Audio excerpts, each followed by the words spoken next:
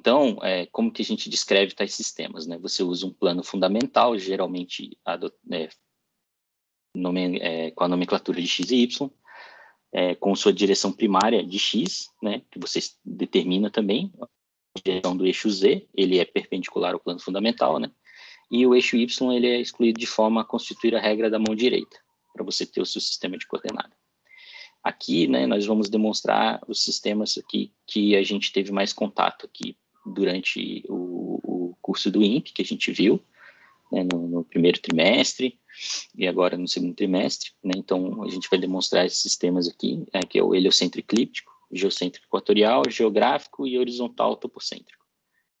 Aqui embaixo aqui eu coloquei aqui umas referências das fontes que eu tirei dos dados para poder fazer essa apresentação, né? Eu usei bastante o livro da Maria Cecília e do Sandro, que são lá da Universidade de São Bernardo do Campo, e o Bate também, que tem virado um livro muito usado aqui por mim para consultas. E, por curiosidade, eu acabei achando esse programa da NASA, lá, que o pessoal lá de propulsão desenvolveu, que ele tem toda a parte de sistema de coordenadas lá, feita em Fortran, se eu não me engano, mas se você precisar, tem um Python wrapper também, é muito legalzinho esse programa. Fica de referência aqui. Vou até abrir rapidamente aqui para vocês darem uma olhada. Vocês conseguem ver o link da página? Não, tá no slide ainda. Peraí que eu vou mudar, acho que a propriedade do share aqui.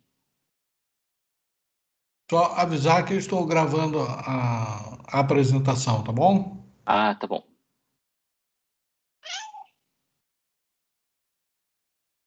Acho que é esse aqui. Me avisa, por favor, se vocês estão vendo a tela. Estamos. Então tem esse programa aqui, né, que é muito interessante. Ele tem bastante recursos aí para você usar em sistemas de coordenadas. Você consegue implementar isso em softwares que você usa. Ele é bem enunciado, fundamentado, tem bastante tutoriais e treinamentos, e a documentação é muito boa. Até ajuda você a entender outros pontos também. Eu gostei muito desse programa aqui. Bom, vamos voltar lá para a apresentação.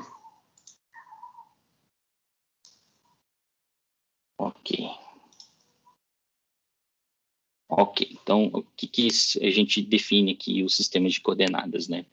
Tipos de sistemas de referência que a gente fala, referências e sistema de coordenadas. Sistemas de referências, eles são, por exemplo, podem ser iniciais e não iniciais.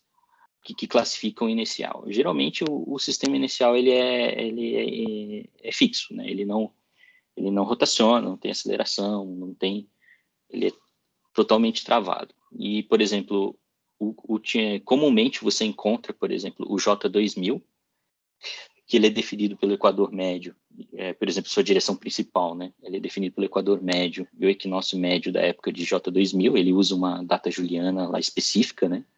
E ele foi um dos mais relevantes, né? Até então, o desenvolvimento do ICRF, né? O ICRF, ele é definido por localizações adotadas de 295 fontes de rádios extragalácticas, né? Mas a concepção dele foi feita para coincidir exatamente com o J2000. Ele tem uma diferença muito, muito, muito pequena em relação ao J2000. Então, mas só que a definição dele é considerada mais própria hoje em dia para cálculos mais precisos, pelo menos fonte assim. E os não iniciais, por exemplo, eles contêm aceleração e incluindo por rotação. Por exemplo, são eixos fixos em corpos, né, que estão se movendo em referência a um referencial inercial. Então, é fixo no corpo, ele está associado a um corpo natural como planeta, satélites, um sistema topocêntrico, que está, por exemplo, em cima de superfície de um planeta que está rotacionando, né? Então, ele geralmente está associado com objetos que se movem, né, ou rotacionam, tem algum movimento atrelado neles. E sistemas de coordenadas, né, o que são? É o que você usa para definir a posição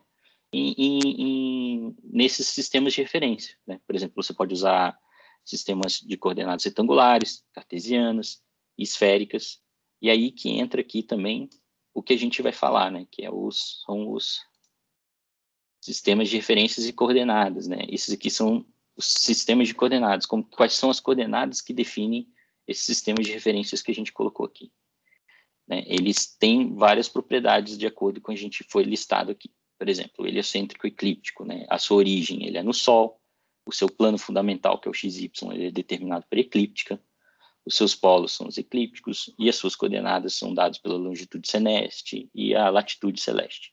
E a sua direção primária, que é o eixo X, né, é o equinócio vernal. E assim vai, né? O geocêntrico equatorial que a gente vai falar é Terra, equador terrestre, polos norte e sul, seção reta e declinação, e também é definido pelo equinócio vernal. E geográfica é Terra, equador terrestre, norte e sul, longitude e latitude, mas ele usa a sua direção primária como meridiano de Greenwich. E assim vai, né? Então, a título de curiosidade aqui, eu coloquei também aqui que existem outros sistemas de coordenadas, né, que a gente, além do que a gente já viu comumente aqui. E eles são, por exemplo, o sistema galáctico, né, e supergaláctico, né? Então, por exemplo, o plano galáctico aqui, né, o plano fundamental aqui é a nossa galáxia, né, a Via Láctea. O sistema solar ainda é o centro do sistema de coordenadas, né, e o ponto zero ele é definido como a direção ao centro galáctico. A latitude galáctica se assemelha à elevação acima do plano galáctico, né, e a longitude galáctica determina a direção em relação ao centro da galáxia. E tem também o supergaláctico, né, que ele contém um número maior que a média de galáxias locais no céu visto da Terra, para fazer o plano fundamental. Essas foram as informações que eu encontrei. Tem o link aqui, se vocês quiserem consultar depois que eu compartilhar. Então, e assim, antes da gente seguir, eu queria falar alguns pontos, né, que às vezes a gente vai falando eclíptica, equinócio, e isso às vezes não é uma coisa muito bem conhecida, assim. Acho que no nosso meio mas achei um pouco bacana colocar aqui. Né, a eclíptica, né, ela é determinada pelo plano de movimentação de rotação da Terra ao redor do Sol, que ela faz esse sentido aqui, né? E o equinócio vernal, que o pessoal utiliza para poder estar apontando a direção do XZ, ele faz no primeiro dia de primavera, e ele é do centro da Terra para a intersecção entre o plano da eclíptica com o equador da Terra. Então ele vai dar um ponto.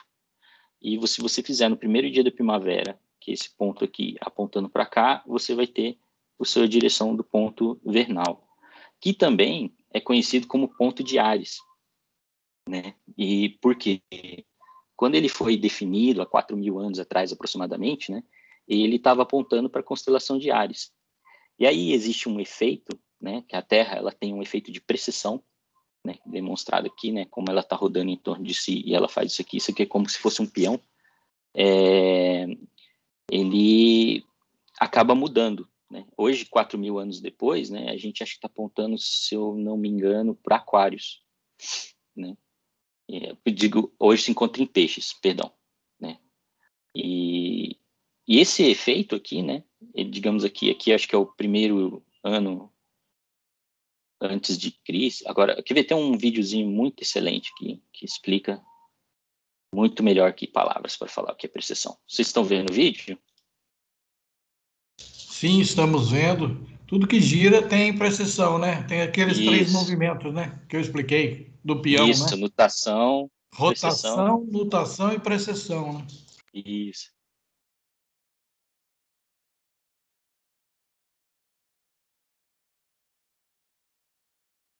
Nossa, que demais.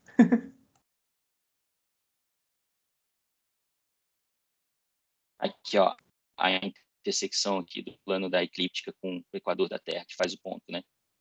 Então, não é um ponto, é uma linha, né? Intersecção Isso, de dois planos, né? isso, é uma linha. E aqui, ó, o ponto de Aquários, né?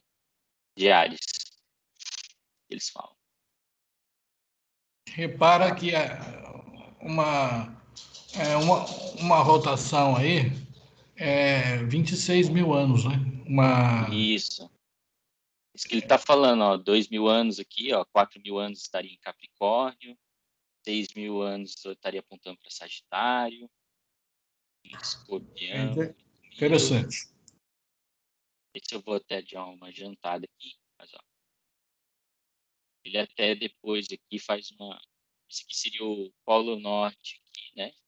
Esse aqui é o norte da eclíptica e esse é o norte do nosso Equador aqui.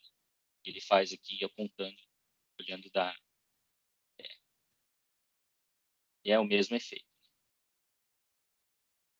Esse vídeo aqui ele é muito legal, que ele ilustra muito bem esse efeito aqui e como as datas aqui demonstram, como o professor informou, são 26 mil anos. A gente está mais ou menos aqui agora. Em 2000 aqui. Eu fico pensando quanto que isso não afeta a meteorologia, né? Deve ter bastante efeitos. Deve Pois mudar é, tudo, cara. basicamente, as estações. Muda tudo. São mudanças bem bruscas mesmo. Talvez A tenha a ver longo com prazo. glaciação, né? Essa é uma vista de cima? Isso, imagina, professor, eu estou olhando do centro da Terra para o norte da eclíptica, aqui, né? Esse ponto aqui é o norte da eclíptica. E aqui seria o norte do centro da Terra. O norte polar. Tá vendo esse eixo aqui branco? O polar. Como é que se você olhar aqui, ele faz a transição aqui para você ver, ó. Você entende essa vista, ó. Tá vendo? Ok. Então, legal. Então, esse vídeo aqui é muito bacana, ele mostra bem aqui o que são esses efeitos aqui que a gente está falando. Né? E equinócio, né, é uma palavra que significa que o dia e noite que tem a mesma duração. Né? Então, esses são uns preceitos aqui que a gente passa aqui, uns prolegômenos, como diria o professor Hélio. Sistema de coordenadas do eclíptico, né? Então, aqui é o que a gente estava falando lá. Você tem o seu plano fundamental, que é definido pela eclíptica, né? Que é a rotação da Terra ao retorno do Sol. Você tem a origem, que é no centro do Sol. O seu ponto vernal, ele é definido aqui pelo ponto, desculpa, a direção do eixo principal é definida pelo ponto vernal. E os vetores unitários, né, a gente aqui, por definição aqui, eu estou chamando de IE, JE e KE, que são representados aqui. Então, e esse aqui são as coordenadas que a gente chama dos coordenadas eclípticas, né, que é você, além de tudo, você tem um ângulo dessa obliquidade elíptica, que hoje está aproximadamente 23 graus e 27 minutos. Mas esse valor também ele muda, né, devido às perturbações planetárias. Né? Ele tem um decaimento, ele tem um comportamento senoidal. Acho que atualmente a gente está em decaimento. Tem até uma formulação tão bonitinha. E também, ó, esse sistema, se você for usar ele, digamos assim, ele não é considerado inercial. Porque, como a gente viu lá pelo efeito lá da precessão, o ponto vernal ele vai mudando. Então, se você precisar realmente de uma precisão muito grande, aí entra aquelas referências que eu passei para vocês. Vocês têm que adotar uma data particular, ou usar aquele sistema lá que o pessoal tem usado hoje em dia, lá, que é o ICRF. Quais são as quantidades que vão dar suas coordenadas do objeto? É o que a gente chama de longitude eclíptica, aqui pelo gama. Ela é feita de 0 a 360 graus a partir do ponto vernal, né, que seria o 0, ela faz 0 a 360 graus, e a sua latitude eclíptica é de 90 a menos 90 graus de norte a sul, daqui, né. Você tem 0 aqui, 90 para cá, 0, menos 90 para o sul. Você tem uma esfera chamada esfera celeste, que é um raio arbitário, né, onde envolve a Terra e outros objetos. Os sistemas também, eles são comumente usados para posições aparentes de órbitas, orientações dos polos de sistema solar, e a maioria dos planetas, né, com exceção de Mercúrio, e muitos outros pequenos corpos do sistema solar, eles estão bem próximos da eclíptica. Então, é conveniente usar eles como plano fundamental. A origem do sistema também pode ser, às vezes, utilizado como centro da Terra. Não é somente utilizado para o centro do Sol, mas daqui. E aqui, né, nas suas coordenadas cartesianas unitárias, né, os versores, né, em função dos ângulos que são definidos. Então, isso aqui define o nosso sistema heliocêntrico eclíptico. Vamos mudar aqui agora. O geocêntrico equatorial.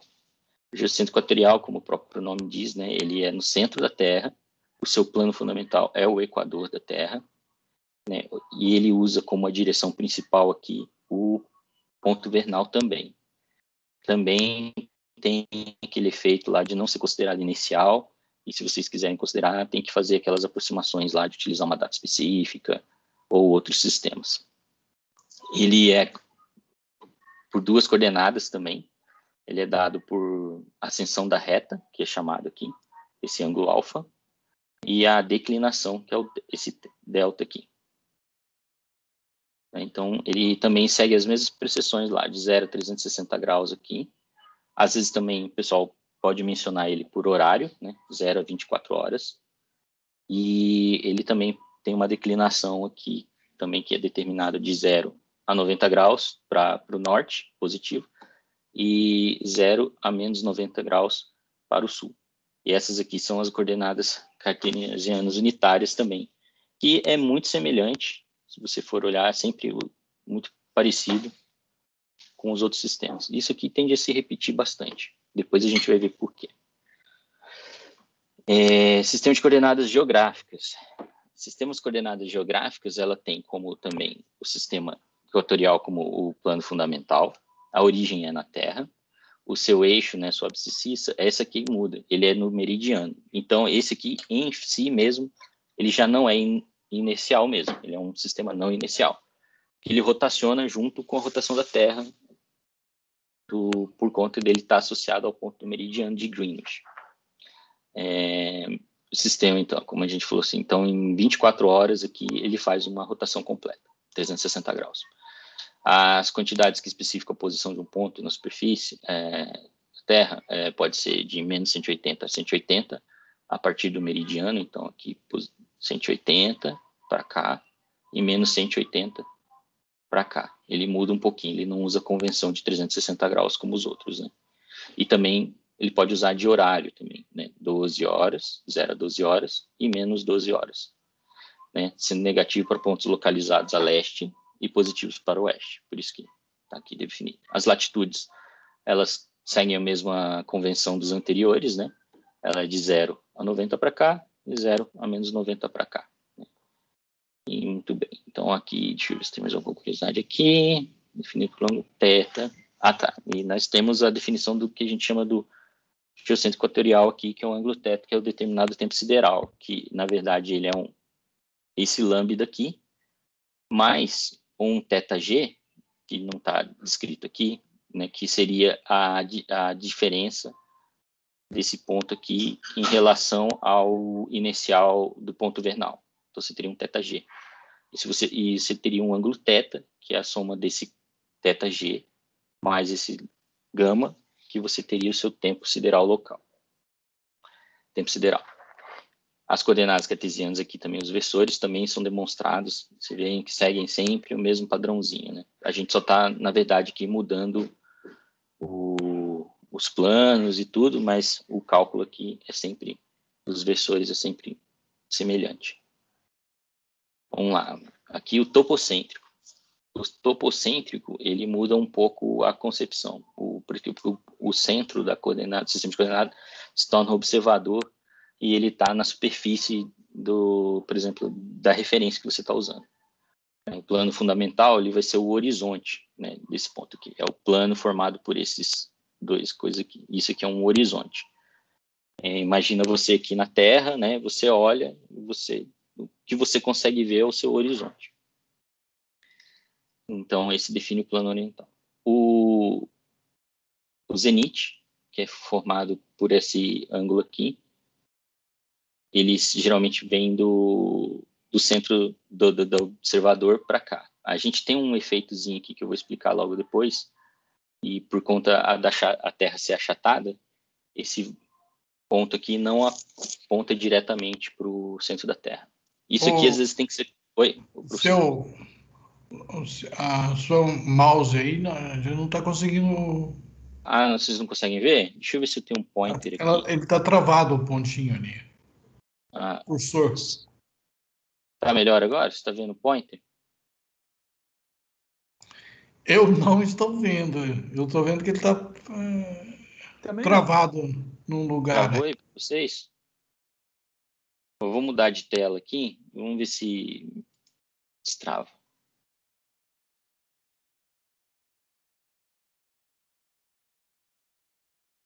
Destravou aí? Vocês estão vendo? Agora tô vendo Agora sim. Ah, é, legal. Eu mudei aqui. eu acho que, o sinal que está ruim, ele está demorando para atualizar.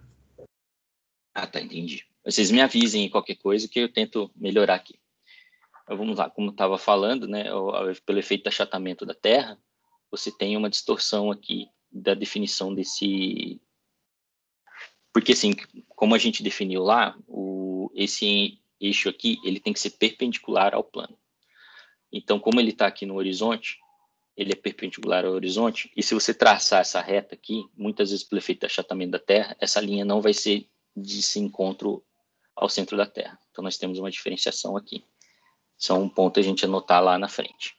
Mas, digamos assim, o ponto do observador aqui ele vai ser determinado pelas coordenadas anteriores que a gente foram apresentadas, né? Por exemplo, aqui é o geográficas, né? Que vai ser o lambda φ. Se vocês olharem aqui, ó, você tem o lambda aqui, você tem o φ. Aqui a gente vai ter dois φs, né? Que um φ é referente ao ângulo que sai do centro da Terra e o outro referente a esse ângulo aqui. A gente vai entrar em detalhes mais à frente. Mas aí você tem aqui, e esse ponto aqui a gente translada para cá para a gente poder ver melhor o sistema de coordenada, né? A gente tem aqui o zenite, o sul e o coordenada leste, que a gente chama, né? Aqui tem o nosso objeto.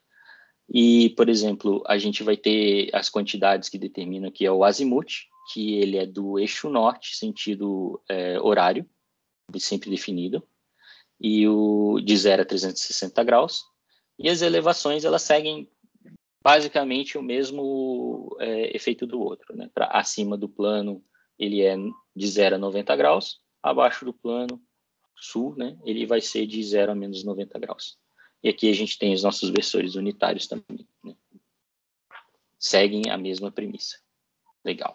Vamos passar aqui agora adiante. Vamos falar um pouco aqui do achatamento da Terra. Né, como ela não é perfeitamente esférica, né, então a gente adota um modelo para poder representar melhor. Essa seção reta da Terra ao longo do meridiano, ela é definida por uma elipse, usualmente, né, então a gente usa um modelo elipsoidal.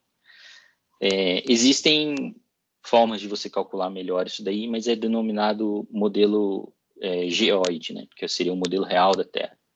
Mas aqui, por simplificação, e como esse aqui é o maior efeito, acredito eu, pelo que eu vi até agora,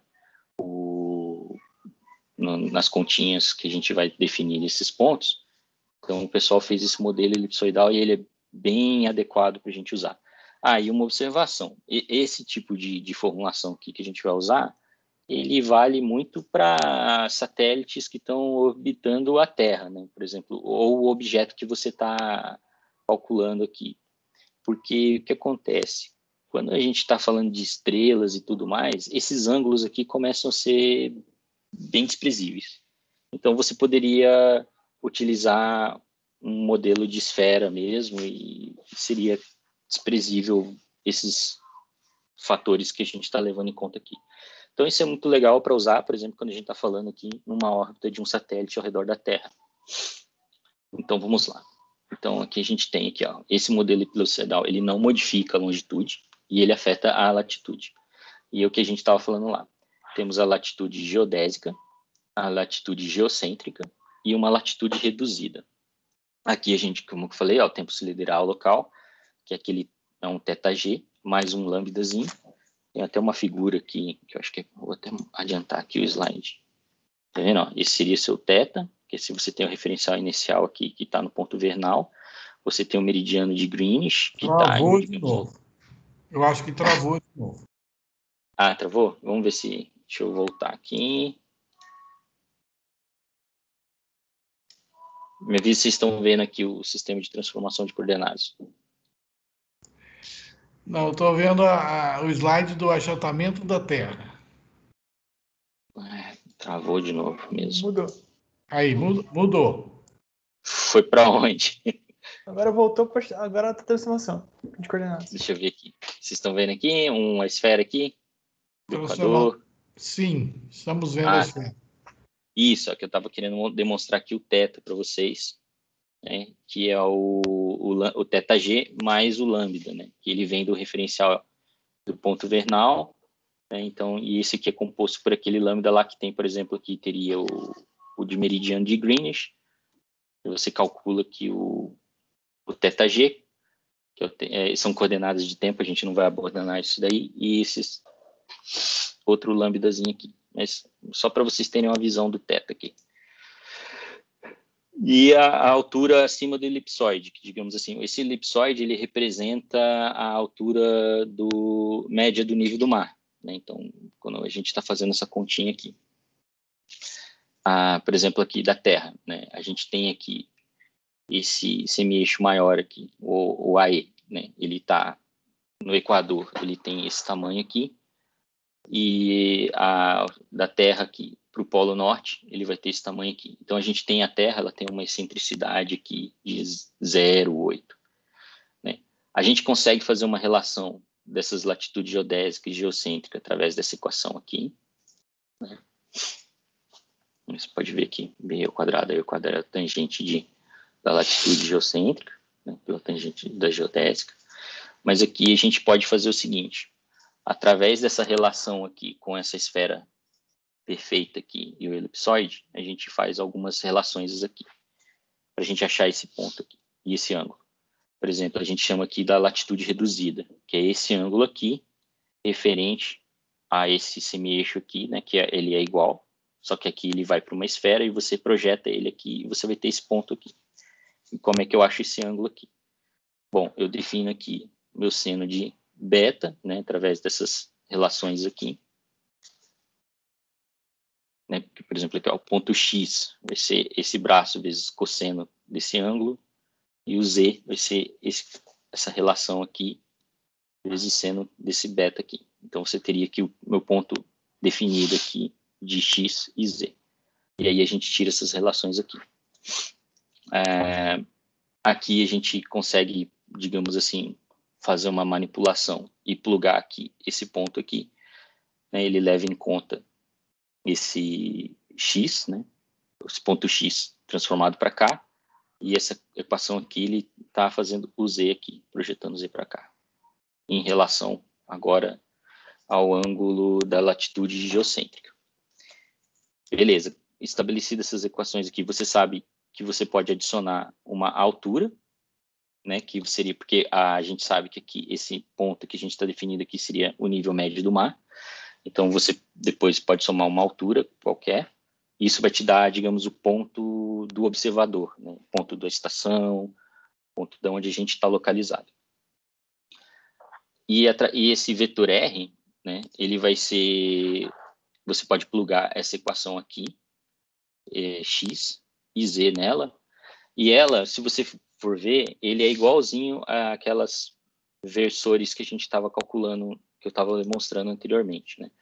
Por exemplo, cosseno de A, cosseno H, seno A e seno de H para Z. Se vocês verem aqui, ó, perdão. Aqui é o I, o J e o K. E aqui ele está representado no geocêntrico equatorial. Por isso que a gente está usando aqui o nosso θ. Então fica θ e φ. Então a gente consegue representar esse eixo de coordenada aqui da posição utilizando. Então, aplicando isso aqui, a gente consegue levar em conta o achatamento da Terra. Mas, como eu disse, isso aqui é sempre mais relevante para quando a gente for usar com satélites orbitando o nosso ponto próximo do observador. Então, a gente vai falar um pouquinho agora de transformações de coordenadas, né? Depois que a gente determinou quais são os nossos sistemas de coordenadas. Ela simplesmente muda a base de um vetor, nada mais. Então, o vetor ele continua sempre tendo a mesma direção, né, e comprimento após a transformação. ele só ganha um jeito diferente de ser representado, mas é o mesmo vetor, ele não muda. Por exemplo, aqui, né, nessa figurinha que a gente teve aqui, eu tenho dois sistemas de coordenadas para um único vetor aqui, A. Eu tenho o vetor representado em JK e o mesmo vetor representado em UVW. Então, você faz aqui os conjuntos de equações que vão fazer essas relações, né? Você faz aqui, por exemplo, a única diferença daqui, ele tem uma rotação aqui em Z pelo ângulo alfa. Então, você vai ter aqui as conjuntos de equações, né? Vai ser o U vai ser I cosseno alfa, mais J seno alfa, mais K sem rotação, 0, e assim por diante. Então, você tem aqui os seus conjuntos de equações, você faz a substituição aqui em cima dessas equações aqui, então você vai conseguir ter o seu AU, AV e AW, que vão ser aí cosseno disso aqui. E se você representar esse sistema de equações aqui em formas matriciais, você vai ter esse cara aqui, ó. Então, você tem o seu vetor representado em AUVW, o seu vetor representado em AIAJK, e você tem aqui os coeficientes dessa transformação aqui, né? Se vocês forem ver aqui, ó, cosseno alfa, seno alfa, 0, menos seno alfa, cosseno alfa, 0, 0, 0 e 1. Né? Isso aqui denomina a matriz de rotação. E como vocês podem ver pelo exemplo aqui, foi pelo ângulo, rotação em ângulo Z, no eixo Z, positivo. Essa matriz aqui, ó. Então, esse processo aqui, se você aplicar para os outros X e Y, você vai obter essas matrizes de rotação aqui, para um ângulo positivo. Por exemplo, a rotação positiva no eixo X, para um ângulo positivo alfa aqui, né? Você vai ter essa matriz. A rotação positiva no eixo Y, para um ângulo positivo aqui em beta, você vai ter essa matriz. E assim por diante em Z, que é igualzinho a essa aqui. Então, isso aqui. Legal. E transformações agora de coordenadas para várias rotações sucessivas, né? Por exemplo, aqui, a gente vai fazer uma transformação, aqui, ó, aquele vetor R que a gente falou. Né? Você tem um sistema topocêntrico aqui, né? Eu quero fazer uma transformação do sistema equatorial para o topocêntrico. Vamos pegar esse exemplo aqui.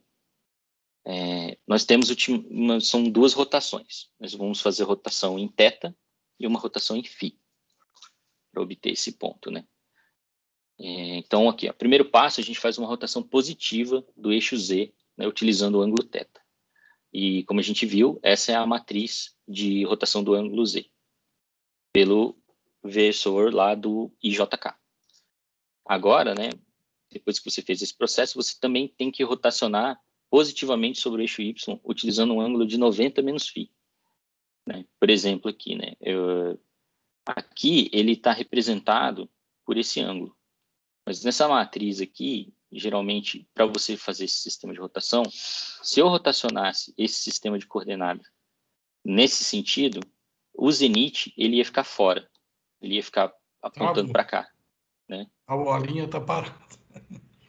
O que vocês estão vendo? A bolinha está parada ali na linha para sistemas de coordenadas. Ah, tá. Deixa eu mudar aqui a tela para ver se ele volta aqui.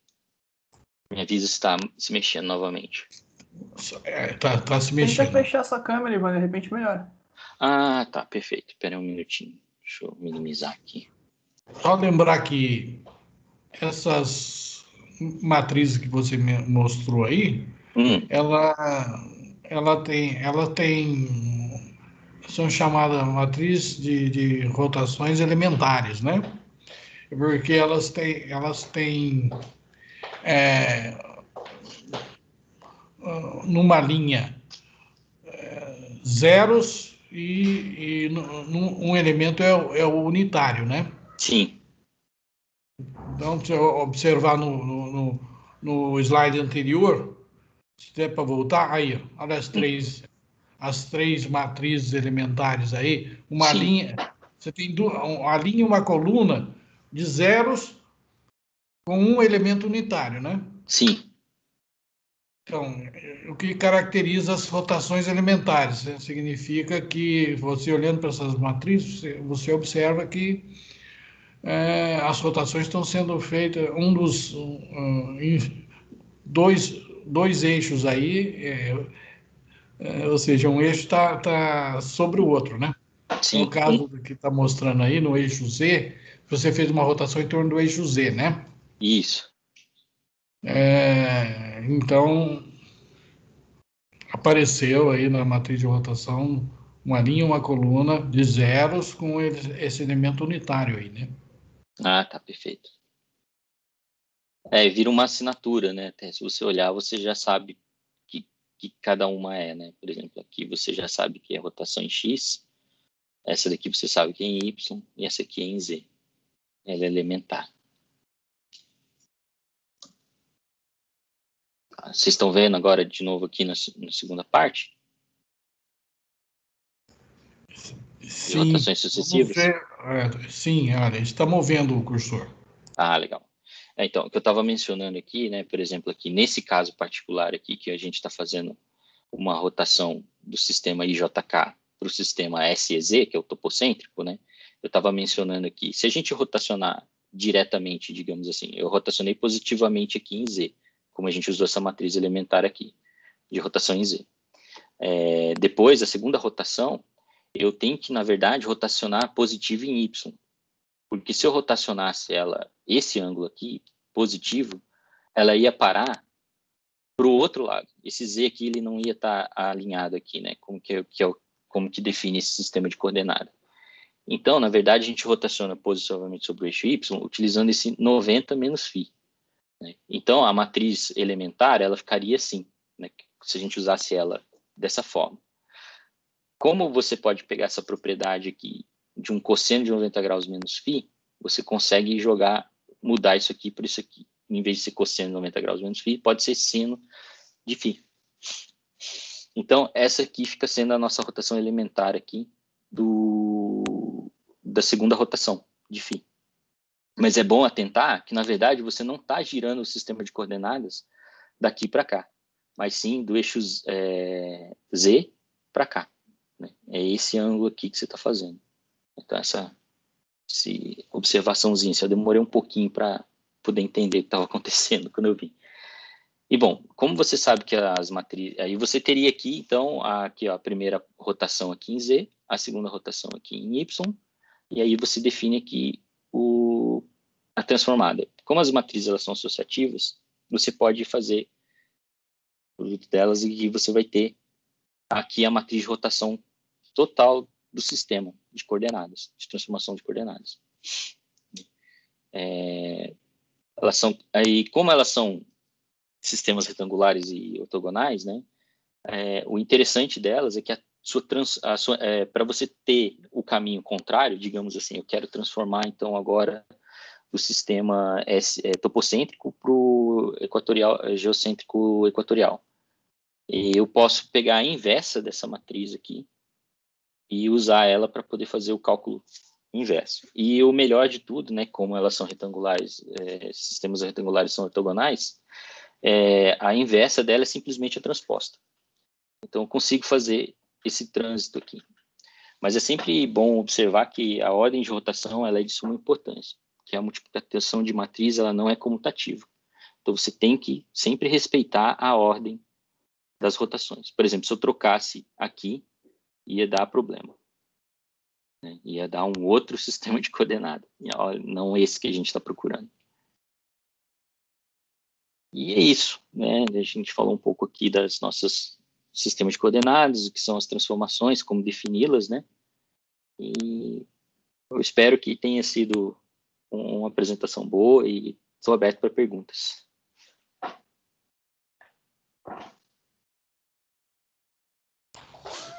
Ok, muito bem. Alguém quer fazer alguma pergunta?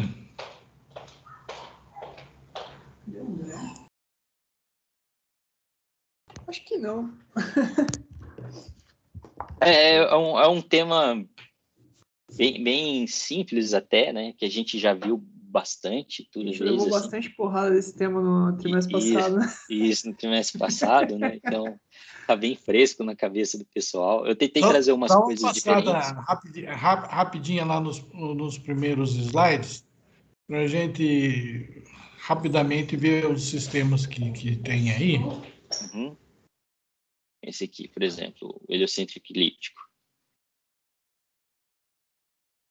Certo, heliocêntrico eclíptico. Isso.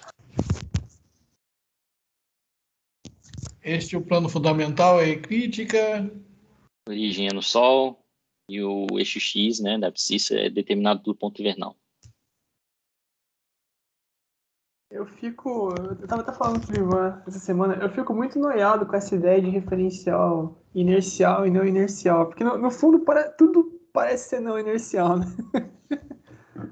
Eu acho que assim, o universo ele está em constante movimento. É. Então a gente não tem, então o referencial inercial ele é um artifício, né? A gente usa. Vocês sabem se existe alguma elucubração? Rodrigo aí dá ajuda de repente, se na física ou algo do tipo que sei lá, que propõe algum referencial que seja inercial, sabe? Tipo, real oficial? ou isso não realmente não tem, assim? Calma, não sei se eu entendi a pergunta. Então, eu queria saber se algum de vocês tem alguma noção de alguma proposta teórica, matemática mesmo, ou de algum referencial que seja inercial de verdade, assim, sabe? Ou isso não existe? Ou eu tô É que falando... depende muito da aplicação, assim. Geralmente, o sistema mais usado em mecânica celeste para trajetórias de satélites e tal, costuma ser não o heliocêntrico eclíptico, mas sim, eu acho que o Ivan mostrou uns 2 atrás, que é o geocêntrico Esse aqui, o heliocêntrico equatorial, isso. Uhum. Não, desculpa. Esse daí é bastante usado. Mas, por exemplo, se você quer fazer um lançamento de foguete, o topocêntrico, eu sempre confundo essa segunda palavra, né? Horizontal topocêntrico, ele Isso. é usado porque o foguete sai da superfície. Então, em certas aplicações você precisa meio que misturar, não tem um sistema meio que global assim, entendeu? Não, então, eu acho que aqui eu tô pensando aqui até mais filosoficamente falando, assim, é que eu realmente não conheço se tem alguma proposta em alguma área científica que estude um referencial que seja absolutamente inercial, sabe? Eu Eu acho tava... que o mais próximo disso, acho que seria esse ICRF aqui que o pessoal usa, que é o International Celestial Reference Frame. Aqui eu dei uma boa resumida nele, assim, né? Uhum. Mas eles pegam fontes extragalácticas, eles fazem um monte de conta lá, tudo, para poder tentar achar um sistema inercial, né? Que não tenha movimento em si, Então, por um Luan, longo prazo de tempo, né? assim, se você quiser um sistema mais inercial do que todos esses, sempre dá para você sair e pegar na referência do plano galáctico. Isso é usado em astronomia, por exemplo. Mas para aplicações em mecânica celeste, de satélites e tal, esse sistema é totalmente inútil, porque a gente Aham. está tratando do sistema solar, entendeu? Ah, não, sim, eu não tô falando de aplicação, não. Eu tô falando, eu Ah, tô tá, justo, cobrando justo, justo. por teoria mesmo. Entendi. Na teoria, assim, é fácil imaginar um sistema inercial. O que é? Ele é fixo em relação ao espaço, Uhum. certo? Uhum. Mas, pronto. Agora, na teoria é assim. Imagina, então, mas vamos colocar isso na prática. Como conseguir esse sistema praticamente na hora de uma aplicação? Bom, aí complicou, não existe. Mas, por É porque exemplo, ele nós está muito vamos. atrelado ao tempo, né? Que você vai, Aham. digamos, qual que é o tempo do que eu vou fazer a minha conta, né? Por exemplo, se eu for usar esse J2, digamos, perdão, o sistema do ponto vernal, você sabe que ele se mexe. Em 4.000 anos ele vai estar apontando para outro lugar, certo? Então, Não, se mas você está fazendo isso não contas... tem nenhuma aplicação É, que nós vamos fazer que use que quatro vai mil durar, anos. por exemplo, mais que 10, 20 anos. Ah, com Então, certeza. então, mas Então, praticamente, o ponto vernal não variou nada nesses 10, 20 anos. Ou seja, você pode, como se fosse, na prática, um sistema inercial, né? Isso. Sim. Uhum. Ele está muito atrelado a essa escala de tempo mesmo. Para as aplicações que a gente vai utilizar, nós não vamos fazer uma viagem interplanetária que vai durar 100 mil anos. Ainda não. Eu tô brincando com o pensamento aqui, porque o Ivan tava falando, aí eu lembrei de algum livro do Asimov que eu li no livro ele tinha. Ele dava uma explicação para um referencial intergaláctico, assim, que era bem interessante, mas eu não lembro como é que era. Eu tava só pensando aqui de brincadeira, mas.